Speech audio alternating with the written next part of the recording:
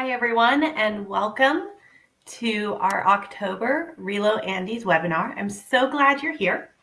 I am Rachel Martin. I'm an English language specialist, and I'll be interacting with you using the chat today. So please, we've already got people saying hello. Hi, Mila. If you want to introduce yourself in the chat, I would love to know where you are watching from, where you're joining me from. Today we are going to be talking about a topic that I care a lot about.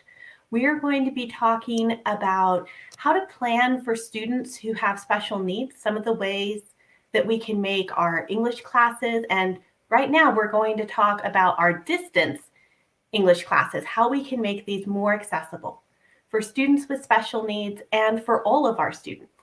So I'm really glad you're here. It's great to see you all in the chat. So keep saying hello, saying where you're from Argentina. Hi there, Sonia. It's great to have you all here today. Oh, from India. Okay. You're either staying up really late or getting up really early. Glad to have you join us. All right. So as we're talking today, let me make sure I can click ahead here. There we go. We're going to go through kind of these 5 different stages. I want to talk about how planning for all learners is really based in a student-centered approach to teaching. Then we're going to talk about some strategies, some ideas for reducing anxiety and reducing stress with distance learning with English. We're going to talk about some techniques, some strategies with scheduling. I want to share a little bit about screen readers and how I've used them, how some of my students have found them useful. And then I want to conclude by talking about how to weave this into your planning process. Okay, so let's keep going here. As I'm saying, this is all about taking a student-centered approach. So as you think about your classes, we all know that students are very different from each other. Some students learn really quickly. Some students learn much slower. They need a little bit more time to process. Some students come in with a lot of prior knowledge. Whatever it is we're talking about, maybe they've already studied that, or maybe they studied it in Spanish. Maybe they studied it in another language. Maybe they have an aunt or an uncle who works in that field. You never know what students are coming with. At the same time, other students come in with different skills. Some students are really strong writers because they've had a chance to learn and develop that. Other students might come in knowing how to design a web page, or they're already vlogging. There's so many things they come in with, and we're used to taking that into account, to doing a little bit of differentiating. But I want to push that, and I want us to also keep thinking about social and emotional maturity. Students come in, we know, with different physical characteristics, and they have different access to resources. So if we take a really student-centered approach, it isn't about separating out students who have special needs from our normal students or from the rest of the students. It's about recognizing how much diversity there is in any group of students that you assemble. I want to just talk a little bit about the vocabulary here. What term should we use to talk about students who may have some exceptionalities, who have some additional challenges, or who are experiencing school in a different way? So some terms I've heard used, people will say a student is disabled, or they'll say a student with a disability.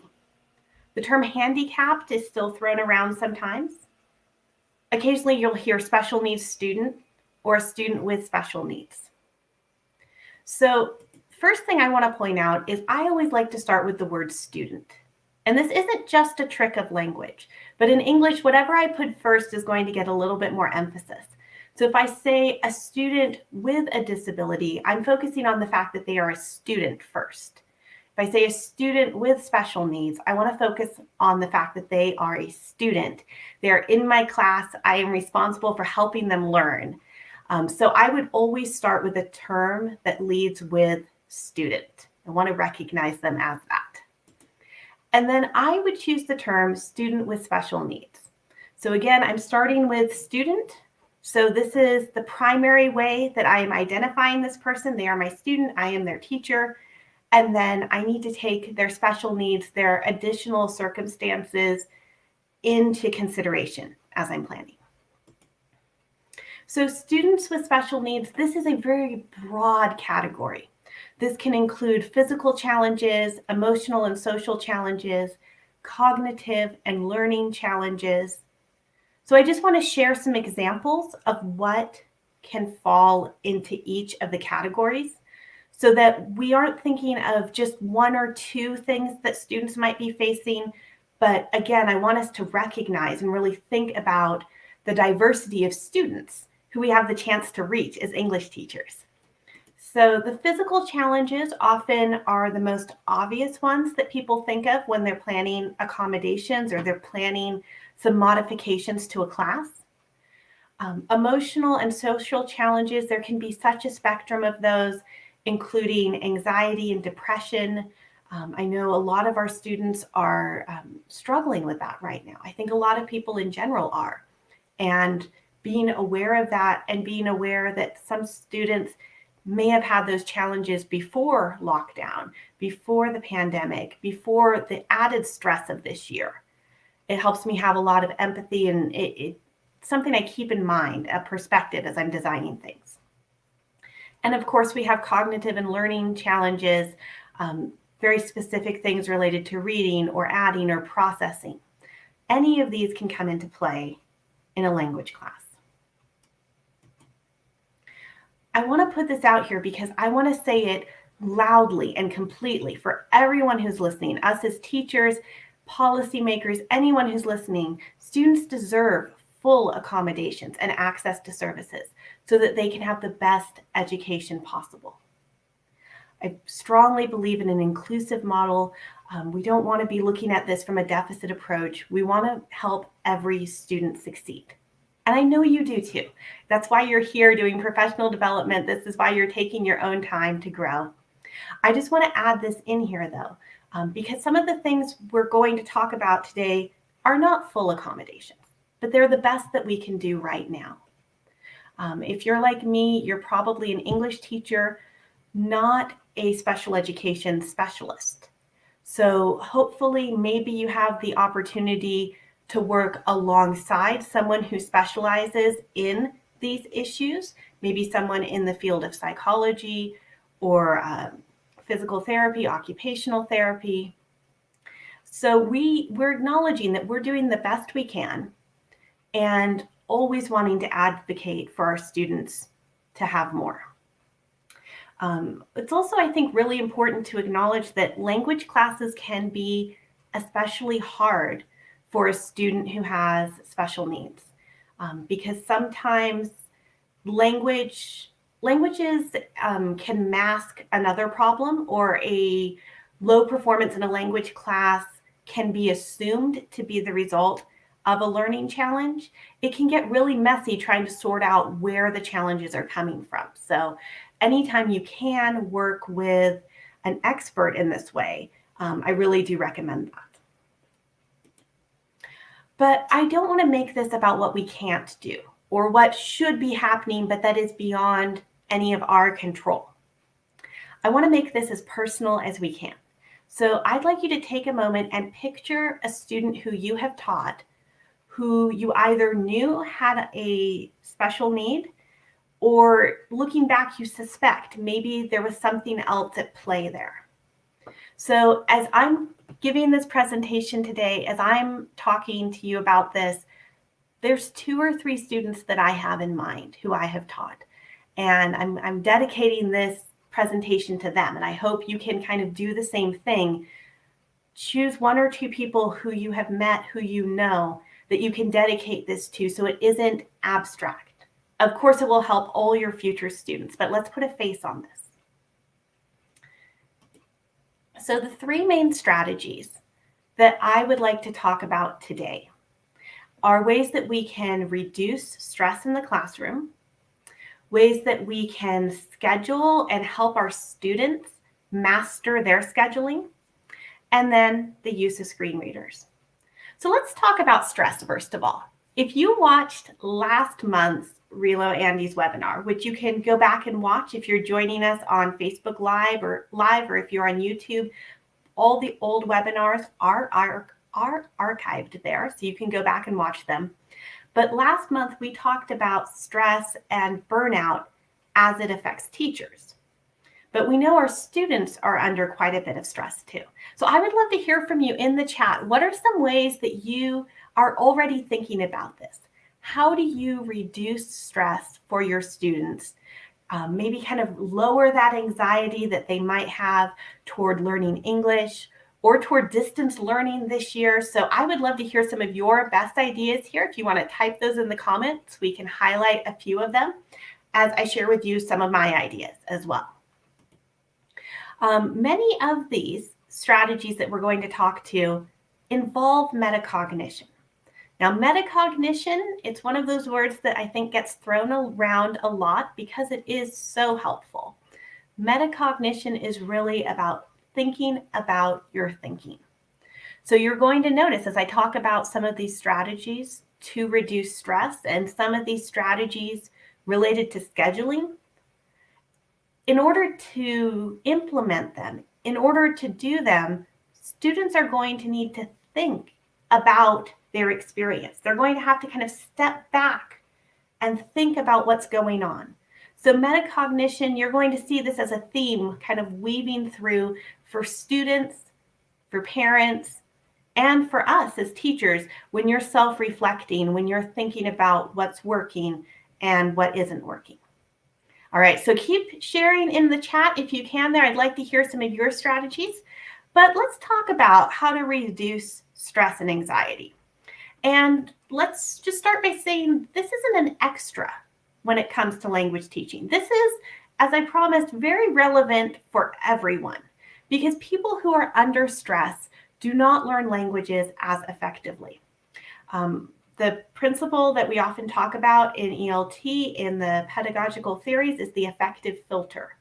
So when someone is under stress, when they can't, when they feel a bit under threat in the environment where they feel like maybe they can't be successful or they're being judged, when they're tense and they're nervous, their affective filter goes up and they won't learn the languages as effectively. This is true for everyone. But students who have special needs may have the normal level of stress that comes with an English class. It can be compounded by so many other things. Maybe they're really, really worried about being the center of attention. Maybe they've already felt like they're the center of attention most of the day for other reasons. Why would they want to add to that in English class? So we want to reduce stress and anxiety for everyone, but we also want to make sure we are really reducing it for our students with special needs. So building a rapport, making sure students trust you, it's as important right now in distance learning as it ever was before. In fact, maybe it's even more important. If you are teaching students who you haven't ever met in person, and I know many people who are watching didn't get to start their classes in person, they haven't met this year's students, I think it takes a lot more effort to build that sense where students will take risks for you. We could say that there's lower context. You have less opportunities for just body language, for eye contact, for those casual interactions that could put someone at ease. So being intentional, making sure your students know who you are, and you can kind of build, it's still professional, but a friendly professional relationship, a friendly professional habit of communication there. I would pay a special attention to your plan for giving feedback. How are you giving feedback? And if you're having any sort of live classes, if you're able to meet your students online face-to-face through a platform, how are you calling on people so that no one feels publicly embarrassed or no one feels singled out? And I know that's really tricky right now because it can be hard when you're online and no one wants to volunteer. No one is ready to unmute themselves and speak or turn on their camera. Or they don't want to be the first person typing into the chat. So trying to find some ways to work around that. Earlier in the month, RELO Andes hosted a online conference for English teachers, and one of our panels there was addressing this topic. We'll make sure we share the video to that when it goes up on YouTube. But one of the experts who talked in the panel suggested having all of your students hit enter at the same time if you're in a chat program. So no one puts their answer in and then feels like they're just sitting there waiting and being judged. It can also help students if you give them enough wait time so that students don't feel bad that they took a little bit longer. That could be one strategy. Letting students message you to say they're ready to be called on, or letting students message you to ask not to be called on. There's different strategies there where you could even give them a heads up. I'm going to call on you and then you and then you, so they have a little bit of time. You know your students best, but that protecting students from embarrassment, I think, is even more important now than it is in a face-to-face class. Another thing that we really have to keep in mind this year is how important it is to facilitate social bonds between students, which that might seem like it's way beyond the scope of what we can do. But I keep encouraging teachers to have your students contact each other, especially if you are teaching dozens or hundreds of students. As I know, many of you have several hundred students that you are responsible for. You probably can't give as much feedback or interaction as you would like, but if you can build smaller groups between the students, they can use WhatsApp groups to share their work, to share something they've written, or they can call each other. There are so many different ways that they can interact there, and that has academic benefits, but I think it also helps them feel like they're part of the community. And being outside of the community, being isolated, it's been very hard on many students. Another thing that can help to reduce stress, to reduce anxiety around the class, is to have a pattern, have a rhythm. When do you expect things from them? Where do they go to find the resources? Just something so that they don't feel surprised. I always say exams and outcomes should not be a surprise. I am not a fan of pop quizzes. I think students need to know this is what the expectation is, here's how I'm going to grade it, and here's when you need to get it done by. It helps them build their autonomy. It helps, you can of course help them with many steps in between. Here's how you get there, here's how you plan it. We're going to talk about more of that in our next strategy here, but having a pattern, having a rhythm, for students who may have some emotional disturbances, these patterns, these rhythms, they can be inflexible in them. Just the smallest thing deviating from what they expect, it could be hard for them to recover from. Another thing that you can do, and this I think is beneficial for all students, is to help them be aware of their own anxiety. I don't think you make it worse by talking about it. So as it is appropriate in your class, having some of those discussions about, were you nervous before a test? Are you concerned that you've forgotten many things? When you went to speak, did you feel really confident to speak, or were you hesitating, and why were you hesitating? And knowing that there's going to be a wide variety of answers. Some students are super confident, or they're going to tell their classmates that they are super confident, whether they are or not. So if you're going to have those discussions, just be ready to facilitate them. But I think helping students become aware of how they're feeling can help them direct that, or help them find a healthy way to cope with it. So now let's move on to the second strategy here. And so just like I did before, I'm going to ask if you can put some of your ideas into the chat. What are some ways that you help your students schedule the work they're going to do? Or what are even some strategies, some techniques that you use to keep yourself on a schedule? I will say I have never had to be more organized than I have to be this year. This year, I have had to be more organized than ever before. I use Google Calendar. If it isn't on my Google Calendar, there is a good chance I will forget about it. And then I will actually write myself lists. That's just my style. But if I'm struggling with that as someone who, has studied a long time, has taught a long time, but being organized is a little bit harder for me this year.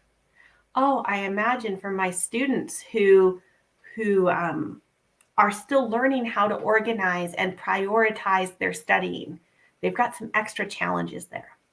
So I recommend that you really encourage your students to mark assignments, classes, and study time on a calendar. And I think students are pretty good most of the time about remembering when their classes are. Maybe not always, but they can put those on a calendar. Assignments, usually students think, here's the due date, or we tell them, make sure you write down this due date. We make them put it in a planner or in some sort of a list. But sometimes we forget to talk about study time. If this is what is due on Friday, how much time do I need to kind of plan backwards and set aside for it? So an app that can be great to use is called Remember the Milk. That's something that if students or their families have access to a smartphone, want to add an app there, but even just using Google Calendar or using whatever calendar is set on someone's phone can be very helpful. So let's see, I want to say hi to some people that are here in the chat. Oh, I see Elva from Ayacucho. I have visited her classroom. That is so cool. Let's see, we have Rosemary from Peru, Clarissa from Trujillo. Yes, keep writing in the chat. I want to hear what you are doing to organize your classes, to stay organized yourselves. For our students, I think really encouraging them to have a daily routine, which I think we say that a lot, and I don't know how much follow through there is, but it's something that it doesn't hurt to keep reminding them to have a daily routine, even if they're not studying English every day. Oh, thank you for sharing there. Let's see. Miriam says there's a chart with activities done and to be done by class, marking them out as you add progress. Exactly. And as you add those little check marks, that always feels good that you're making some progress there. These scheduling techniques, as I'm saying, can really help our students beyond English, because probably they're only studying English a couple days a week. Maybe it's twice a week with an activity twice a week or class once a week, but helping them to be students all of the time. I have on this slide something called Today Is. And today is something that I have done myself, because sometimes you get into a routine, and especially when I've been under the stricter lockdowns, one day kind of blurs into the next. I lose track of, is it Monday? Is it Tuesday? It just feels very disorienting. So something I started doing was I write myself a note. Today is Thursday, October 22nd, and I stick it up on my computer. Or you can put it, in your kitchen, put it somewhere, and you can have a little bit of fun, a little bit of creativity with this.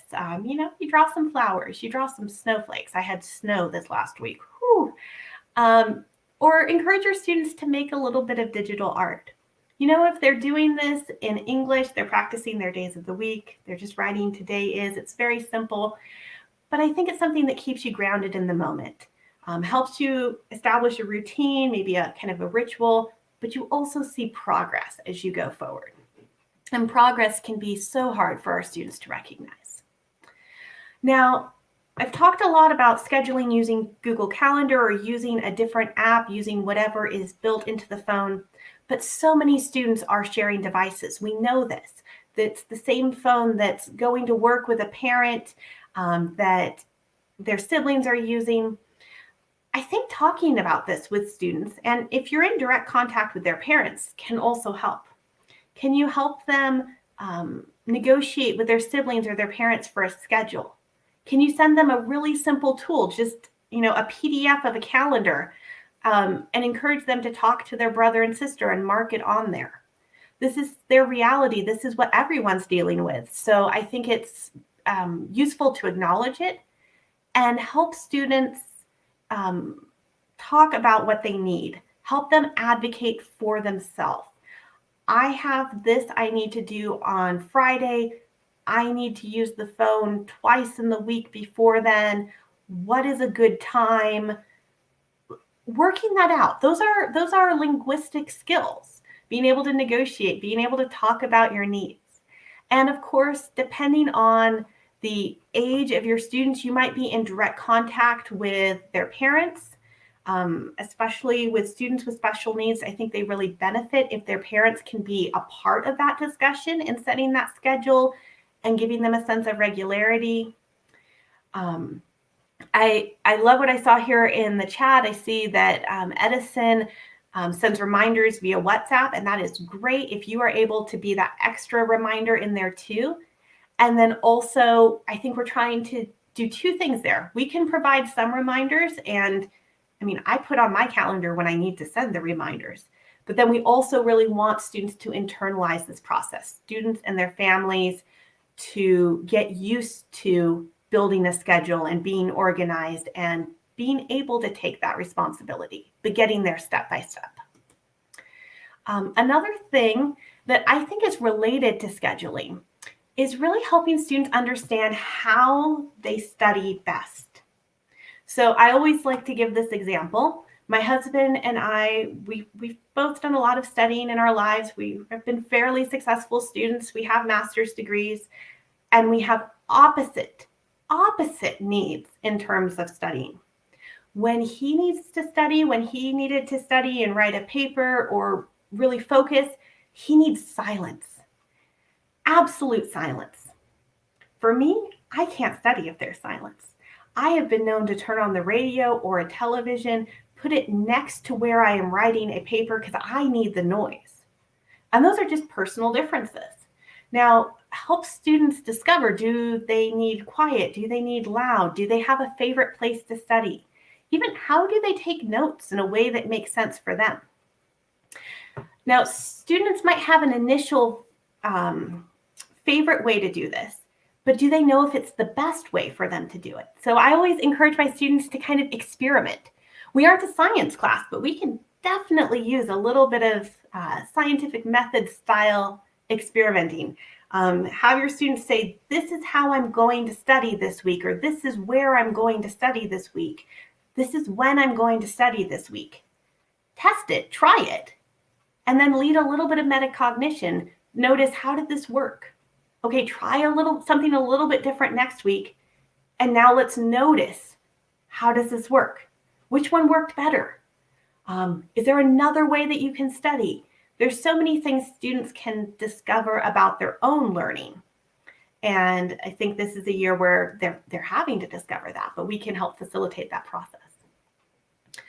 Talking about strategies for scheduling here, let's see, Sonia in the chat says she organized students into groups where there is a coordinator, a student coordinator, who reminds the rest of the group about what is coming next. So I love that. There's another intermediate step between teacher gives reminders and student has to remind themselves. Sonia's got a great strategy in the middle there. It isn't the teacher, but it's another student who now has that responsibility to help the others remember what's coming up. And maybe those coordinators can help lead some of these discussions about how much time did it take to study, or where did you study best? All right, so the last strategy I want to share with you, I want to talk a little bit about screen readers and voice-to-text technology. So these are two different things, and they're kind of opposites from each other. So a screen reader plays something that is on the screen out loud so that you can listen to it. Many of them either highlight or they underline the words as they're read. So if you're looking at the text, you know what is being read. This can help many language learners with pronunciation. Some screen readers also create a local file or a copy of the web page or the document that they're looking at so that you can change the color and make it easier to read. So if there are students who have some vision difficulties, these can be a great way to enlarge the text to make it easier to read, to even change the background color so there's less eye strain. So let me show you a couple of screenshots of what these look like. I know many people are using Google Chrome. So on Google Chrome, the best way on this browser to enable a screen reader is to add an extension. So you actually have to download it separately. But once you have it there, here are some of the options it gives you for changing the text. So you can make it bigger, like I was saying. I changed the background color here. This page, what I'm showing you, it's originally from americanenglish.state.gov, which is a great website. I highly recommend it for teaching resources, for things you can use in class, for learning about the latest developments, how you can improve your practice. But this is a very simple page from that website, and it usually has a white background. It has some pictures on it. When I put it into a screen reader, it simplifies it down. I can enlarge the print, and I can change the background. So for many students, it would have less eye strain. It would be easier to read. And then I can actually have the browser, I can have my computer read it out loud to me. So if I click on this right here, that looks like a speaker, it gives you controls for volume, for speed. You can slow it down and listen to it slower. And you can see it is underlining the words as it was reading it here. So if you're using, or if your students are using a computer or a laptop, this is the Reader View extension. I highly recommend it. Another tool, if your students are using a computer or using a laptop, the Edge browser. So the Edge browser is a competitor to the Chrome browser. It's made by Microsoft. It has a lot of read aloud and reading tools in it, including you can open .pdfs. And then up here at the top, there's an option that'll say read aloud, and you can click that. And it's another way for students to hear and engage with the text that way. And I don't think it takes away from reading. It's another tool that really helps. If your students are working on a phone, as I know most students are, Google Assistant can read most screens on an Android, or if they're on an iPhone, you have to go in and turn this on through the settings, but there are options on phones as well. Let's jump over to the other side of this, to voice to text. So if a screen reader takes what is written and turns it into audio, voice to text does exactly what you would think it does. It takes what you're saying or what the students are saying and turns it into a written text. And I've found this to be helpful with so many students who are struggling with writing because they have special needs, or just because they are not comfortable or used to organizing their writing in English. I've used this with a lot of students. I do like to teach them to get in the habit of reviewing the text. So if I take my phone and I record something on it, I do want to look through, I do want to read what the voice to text app or the voice to text program has recorded, what it's written out, because it's not always accurate. But the more often you make corrections on it, it actually adapts to your voice. Most of the phones do. And there are many different programs. I'm not going to give you a list of all the voice to text because it depends on exactly which device you're using. Now, some teachers don't like these because if you're thinking, I assigned reading, writing, speaking, and listening, but now they're using these, it might kind of blur the lines between the 4 skills. I think that's okay. I'm all for integrated skill development. I never ban either of these tools. In fact, I show them to my students. I encourage them to practice with them. I love what Heidi just added in the chat, talking about working with transcripts. You know, this is a way to reduce that affective filter, to reduce that anxiety we were talking about earlier. It is another form of support. These tools exist, and our students are not just users of a language, they are also users of technology. So let's not ask them to leave out that other knowledge that they have. These technologies really do help many language learners. If you're looking to introduce them to your students, I would recommend doing one at a time. Don't teach them every screen reader out there. Don't teach them voice to text and screen reader at the same time. Just pick what is going to be most relevant to what you want them to do on this assignment or the next assignment. Make sure you learn it yourself, because even though our job descriptions don't really say tech support, I know this year teachers are being the IT department, they are being the technology support for all of their learners. So make sure you've learned how to use the screen reader as best as you can, or the voice to text. And don't learn it perfectly the first time. Go and intentionally make some mistakes. Try and think what could go wrong for your students. I always say I like to break the program before I teach the program. But YouTube is probably one of your best resources. If you start searching for which phone or which computer, which program you want to use, you can watch videos of people explaining it to you, which is why I'm not going to explain the individual programs today, because it really depends on which devices your students are using.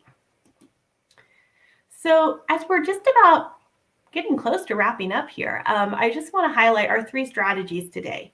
These are strategies to reduce the barriers, to make English classes and distance English classes more accessible to students with special needs. Paying attention to how we can reduce their stress and their anxiety, helping them develop scheduling techniques, scheduling tools, whether those reminders at first are coming from the teacher, maybe those reminders come from other students, like that great idea that was showing up there in the chat, and eventually helping students and their families internalize what works best for them in terms of scheduling, and what works best for them in terms of managing and monitoring their learning. Well, thank you so much for being here, Celia. Our 3rd strategy was what I reviewed just there at the end, looking at screen readers and text-to-speech programs. So I want you to go back to whoever it was you were picturing when I showed you this slide last. When I asked you to think about a student, to put a human face on this discussion. Think of a student who would benefit from some of these techniques today. One way that I can encourage you to lesson plan is to not think in terms of deficits. I don't want you to think about what a student can't do or what is missing. I want you to think about all of the assets that they bring, all of the strengths, all of the things they can do, and that list can always be longer than the deficits. For a while, I was in a master's program where when we wrote our lesson plans, we had to include 4 accommodations at the bottom of every single one. So you'd write this lesson plan. It was, a very formal lesson plan because of the program, and you'd get to the end and you would have to write, you could pick what special needs you wanted to accommodate. But if there were a student who was blind in this class, I could do this. If there was a student with high anxiety in the class, I could do this. If there were a student, and I would try to pick different challenges and just get in the habit of thinking, okay, with this lesson, with this unit, how could I best help students who might have this specific challenge or that specific challenge, whether they were in my class or not? And over time, sometimes I would have to go search on the internet, or I'd have to talk to someone to find out what would be appropriate. But I think over time, I ended up using almost all of those supports, because eventually you will have students who will benefit from them. Someone is, Leticia in the chat is saying a needs analysis and taking into account the context is very important. I completely agree. Thinking about a needs analysis and what your students will benefit from, and then push it and think of what a hypothetical student would benefit from, because maybe you don't know that there's someone in the class who has ADHD. Maybe you don't know there's someone in there that's struggling from depression.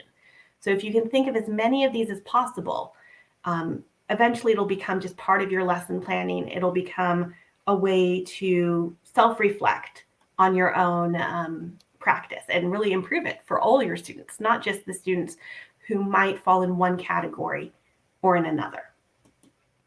So I'm going to open this up for questions here in just a moment, but I do want to extend this invitation. Tomorrow, about 23 hours from now, we're going to hold a discussion group, a small discussion group on this topic. So if you would like to join me on Zoom, talk a little bit more about this, you must sign up using the link that we're going to share to Facebook in the next half hour. Sign up using that, and then make sure you check your email tomorrow, because I will send the joining link about a half hour before the discussion group. So check your email around 1:30 Lima time, Peru Standard Time tomorrow if you're going to be part of that discussion group. All right, so I want to open this up to questions here. And I saw one in the chat. It was up here about screen sharing and using some of these. And I'm not sure. Okay, so let's see. Heidi was asking if I could share a screen when I was using these tools. And I could, definitely. I've used them when I've been teaching on Zoom. I've used them, I think, on Google Meets as well, as far as the screen reader and highlighting the text. Of course, if I'm there live, I could read it as well, so they're hearing it in my voice, not just from the computer. But I've demonstrated all of these with screen sharing because I want my students to get comfortable with them, to know how to use them. And I do really like that it highlights the words as it goes. I think that's something that's great. Let's see. Okay, I've got another question coming in about working with parents. Okay, so let's see. It says, how do you work with parents who may not be really receptive to some of these scheduling ideas? Okay, so I think that can be a difficult situation, but it's such an important thing to address. Whenever you're working with parents in distance or in face-to-face, I think the key is to build a partnership and to really assume the best about the parents. Like I mentioned before, we're in a low context situation. We don't have body language. We don't see each other on a regular basis. We're missing some of those things that would usually bond us or make it easier to have small disagreements without them becoming big. So just start by assuming the best and really support the parents and strengthen the bond between the child and the parents. Unless you have a situation, with abuse where you have a legal or ethical need to intervene, really look at how you can empower the parents there. And I think recognizing and managing the emotions involved, we spend a lot of time recognizing students' emotions and why are they frustrated or why are they upset. What is taking up all their bandwidths, but using some of that in interactions with parents. And then being really clear on what you're trying to do. If we're trying to work on scheduling, let's solve the scheduling. Let's not try and solve everything in the same conversation. Let's see. Okay, Rosemary says she has a blind student and she records audio for that student. Fantastic. And it's so easy to send audio by WhatsApp or by different ways. Edison has a suggestion here. Maybe you can send a letter with instructions or strategies. Exactly. It never hurts to have something that helps reinforce it, but I think there is a lot of power in conversations as well. If there's any other questions, let's see. I do think the school is the connection with parents. Yeah.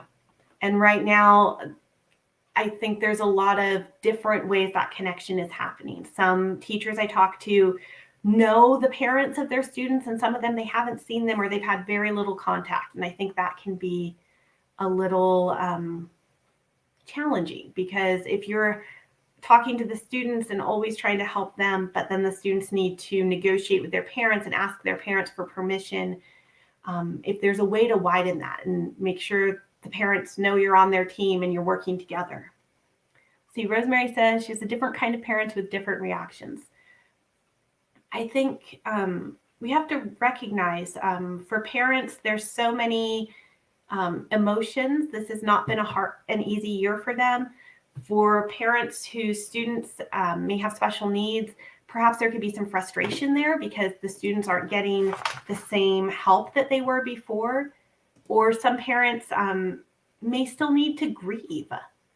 Maybe they're not ready to completely acknowledge some of the challenges that their students are facing. So they need some more time. Let's see. It's not easy to make accommodation of topics as reported speech or passive voice, I think. Okay, so there are So those topics, those kind of grammar points, I would step back and think, what lesson are they embedded in? What are they connected to? So hopefully that they're part of a bigger unit, a bigger theme, always giving examples. All students benefit from more examples and kind of that step by step. But some topics are harder to give accommodations than others, but I think we can still find ways to support, to give examples, to give less challenging work and then more challenging work. So we can kind of phase in. If you think about the idea of controlled, freer, freest, that sequence in unit planning, in lesson planning, having students do something that's very controlled, then give them a little bit more freedom and then a lot more freedom to create, that can help. Yes, always sharing real life uses for those complex structures. It makes them more meaningful. It gives context there because the context occurs in real life. Fantastic. All right. Well, I think that's going to just about wrap it up for today. I really want to thank you all for joining me. You can share this link with your friends, with other teachers. The webinar is posted here on Facebook Live and also here on YouTube. So thank you for joining us. We'll see you again next month for the RELO Andes webinar. Make sure you're liking the page, you're following along for resources and training throughout the month. See you soon.